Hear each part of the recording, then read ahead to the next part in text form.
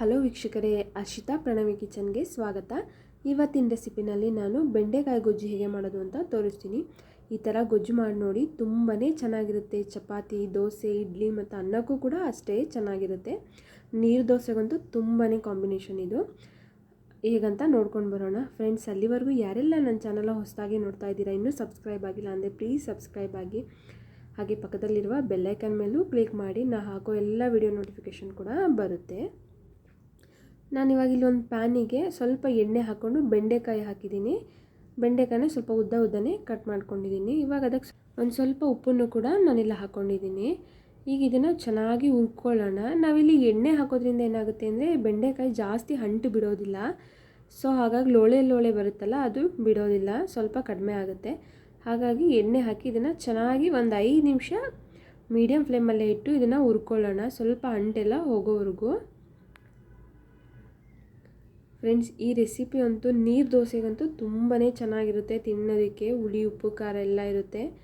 ಅನ್ನಕ್ಕೂ ಕೂಡ ಅಷ್ಟೇ ಚೆನ್ನಾಗಿರುತ್ತೆ. ನೀವು ಒಮ್ಮೆ ಮಾಡಿ ನೋಡಿ, ಮನೆಯಲ್ಲಿ ಎಲ್ಲರೂ ಇಷ್ಟಪಟ್ಟು ತಿಂತಾರೆ. ಇವಾಗ ಬೆಂಡೆಕಾಯಿ ಆಗಿದೆ, ಲೋಳೆಲ್ಲ ಬಿಟ್ಟಿದೆ. ಇವಾಗ ಇದನ್ನು ಒಂದು ಪ್ಲೇಟಿಗೆ ಸರ್ವ್ ಮಾಡ್ಕೊಳ್ಳೋಣ. ಒಂದು ಪ್ಲೇಟಿಗೆ ಸರ್ವ್ ಮಾಡ್ಕೊಂಡಿದ್ದೀನಿ.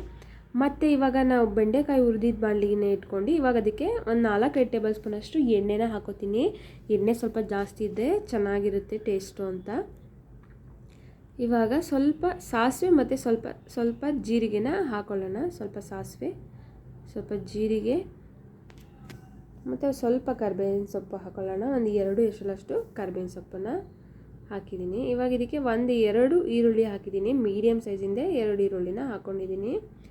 ಈರುಳ್ಳಿನ ಸ್ವಲ್ಪ ಚೆನ್ನಾಗಿ ಬಾಡಿಸ್ಕೊಳ್ಳೋಣ. ಸ್ವಲ್ಪ ಕಲರ್ ಎಲ್ಲ ಚೇಂಜ್ ಆಗೋವರೆಗೂ, ಸ್ವಲ್ಪ ಬ್ರೌನ್ ಕಲರ್ ಬರೋವರೆಗೂ ಇದನ್ನು ಚೆನ್ನಾಗಿ ಬಾಡಿಸ್ಕೊಳ್ಳೋಣ. ನಾನು ಡ್ರೈ ಬೆಂಡೆಕಾಯಿ ಪಲ್ಯನೂ ಕೂಡ ನಾನು ಆಲ್ರೆಡಿ ಮಾಡಿದ್ದೀನಿ. ನಾನು ಈ ಲಿಂಕನ್ನು ಡಿಸ್ಕ್ರಿಪ್ಷನ್ ಬಾಕ್ಸಲ್ಲಿ ಹಾಕ್ತೀನಿ, ಹೋಗಿ ಸರ್ಚ್ ಮಾಡಿ. ನೆಕ್ಸ್ಟ್ ಇವಾಗ ನಾನು ಇದಕ್ಕೆ ಒಂದು ಸ್ವಲ್ಪ ಶುಂಠಿ ಮತ್ತು ಬೆಳ್ಳುಳ್ಳಿನ ಹಾಗೆ ತುರ್ಕೊಂಡಿದ್ದೀನಿ. ನಿಮ್ಮ ಹತ್ರ ಪೇಸ್ಟ್ ಇದ್ದರೆ ಅದನ್ನು ಕೂಡ ಹಾಕೋಬೋದು, ಶುಂಠಿ ಬೆಳ್ಳುಳ್ಳಿ ಪೇಸ್ಟು. ನಾನಿಲ್ಲಿ ಒಂದು ಅರ್ಧ ಇಂಚಷ್ಟು ಶುಂಠಿ, ಒಂದು 5-6 ಪೀಸಷ್ಟು ಬೆಳ್ಳುಳ್ಳಿನ ತುರಿದು ಹಾಕ್ಕೊಂಡಿದ್ದೀನಿ. ಅದನ್ನು ಅಷ್ಟೇ ಒಂದು 30 ಸೆಕೆಂಡ್ಸ್ ಹಂಗೆ ಫ್ರೈ ಮಾಡಿ. ಇವಾಗ ನೆಕ್ಸ್ಟ್ ನಾನಿಲ್ಲಿ ಟೊಮೊಟೊನ ಹಾಕೋತಾ ಇದ್ದೀನಿ. ಟೊಮೊಟೊನೂ ಅಷ್ಟೇ ತುಂಬ ಸಣ್ಣದಾಗಿ ಕಟ್ ಮಾಡ್ಕೊಂಡಿದ್ದೀನಿ. ಇದು ಚೆನ್ನಾಗಿ ಬೇಯಿಸ್ಕೊಳ್ಳೋಣ. ಚೆನ್ನಾಗಿ ಫುಲ್ಲು ಮೆತ್ತಗಾಗೋ ಥರ ಚೆನ್ನಾಗಿ ಬೇಯಬೇಕಿದು. ನೋಡಿ, ಆಗಿದೆ, ಚೆನ್ನಾಗಿ ಬೆಂದಿದೆ.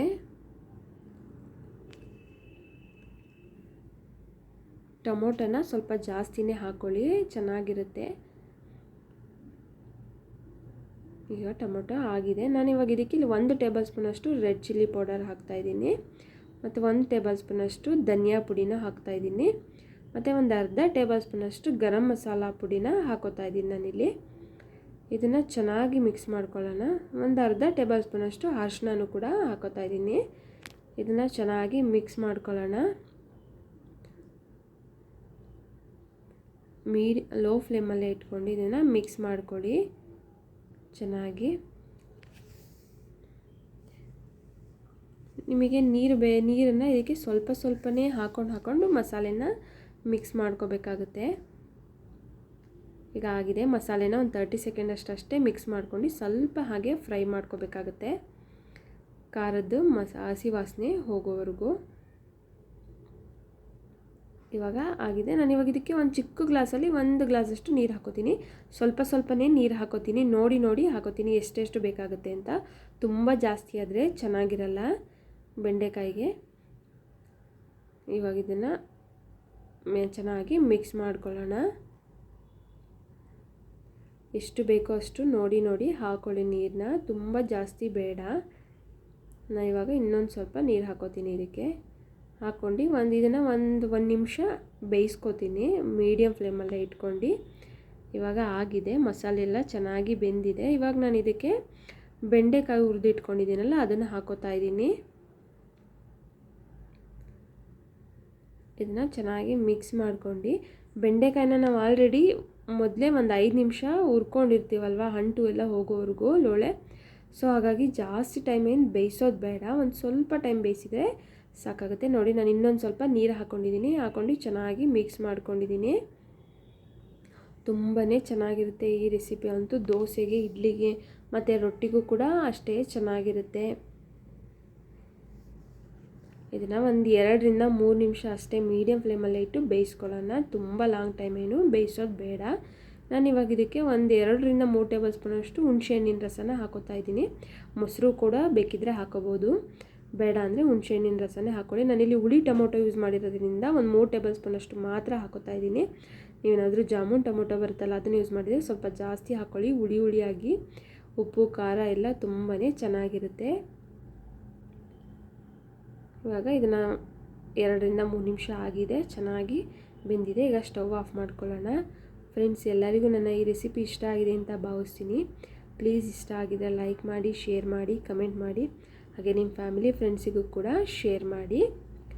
ನಾನಿಲ್ಲಿ ಮೇಲೆ ಒಂದು ಸ್ವಲ್ಪ ಕೊತ್ತಂಬರಿ ಹಾಕೋತಾ ಇದ್ದೀನಿ. ಕೊತ್ತಂಬರಿ ಹಾಕ್ಕೊಂಡು ಇದನ್ನು ಚೆನ್ನಾಗಿ ಮಿಕ್ಸ್ ಮಾಡ್ಕೋತೀನಿ. ಮಿಕ್ಸ್ ಮಾಡ್ಕೊಂಡು ಸ್ಟವ್ ಆಫ್ ಮಾಡ್ಕೊಂಡು ಇದನ್ನು ಒಂದು ಬೌಲಿಗೆ ಸರ್ವ್ ಮಾಡ್ಕೊಳ್ಳೋಣ. ತುಂಬಾ ಈಸಿಯಾಗಿದೆ ರೆಸಿಪಿ. ಮನೇಲಿರೋ ಇಂಗ್ರೀಡಿಯೆಂಟ್ಸ್ ಯೂಸ್ ಮಾಡೇ ಮಾಡೋದು. ಎಕ್ಸ್ಟ್ರಾ ಏನು ಇಂಗ್ರೀಡಿಯೆಂಟ್ಸ್ ಏನು ಜಾಸ್ತಿ ಇರೋದಿಲ್ಲ. ಯಾರೆಲ್ಲ ನೋಡ್ತಿದ್ದೀರಾ ದಯವಿಟ್ಟು ಒಮ್ಮೆ ಟ್ರೈ ಮಾಡಿ. ವಿಡಿಯೋನ ಕೊನೆವರೆಗೂ ನೋಡಿದ್ದಕ್ಕೆ ಎಲ್ಲರಿಗೂ ಧನ್ಯವಾದಗಳು. ಮತ್ತೆ ಮುಂದಿನ ವಿಡಿಯೋದಲ್ಲಿ ಭೇಟಿಯಾಗೋಣ.